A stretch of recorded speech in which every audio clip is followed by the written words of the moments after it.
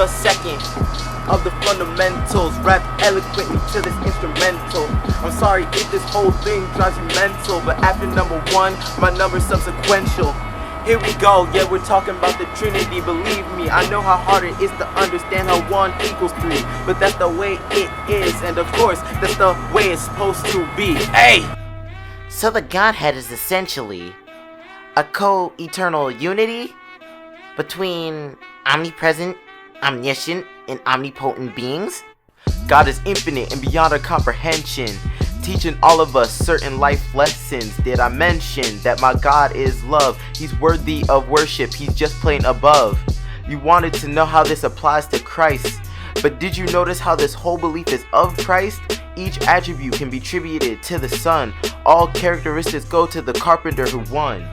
Carpenter, number 1, who had fun healing the sick and the son.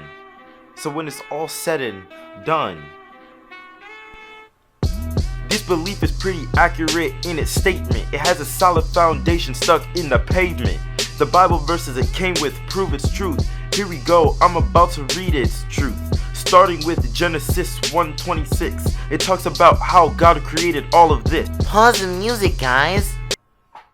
Let us make man in our image, according to our likeness. Play music.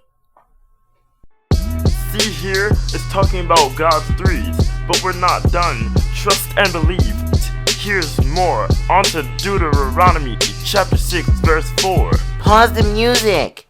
Quote, "Hear, O Israel, the Lord our God, the Lord is one." Play music. See, we spoke pretty accurately about God's ones and threes, but please, by any means, don't fall asleep, because we're gonna get even more deep. We move on to part 2, God is love, worthy of praise, he's just plain above. We're reading John 3:16. I know you know what it reads, so I'm not gonna read it. Forget that ish. Pause the music again. Quote, "For God so loved the world that he gave his only Son, that whosoever believes in him should not perish but have eternal life." Play music. So I'm going to assume you know what this is saying, that the God we love, to which we be praying, is really one God. It's not a facade, he really is one, but he has different roles to fulfill. That's kinda a really big deal. I don't think this belief needs any revision. Now with that being said, I think it's time we go on to our next rap game mission.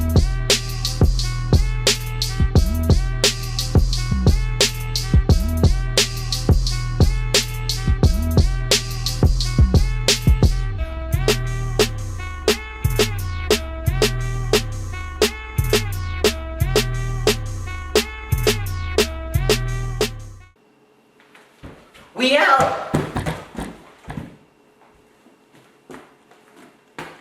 I'm okay.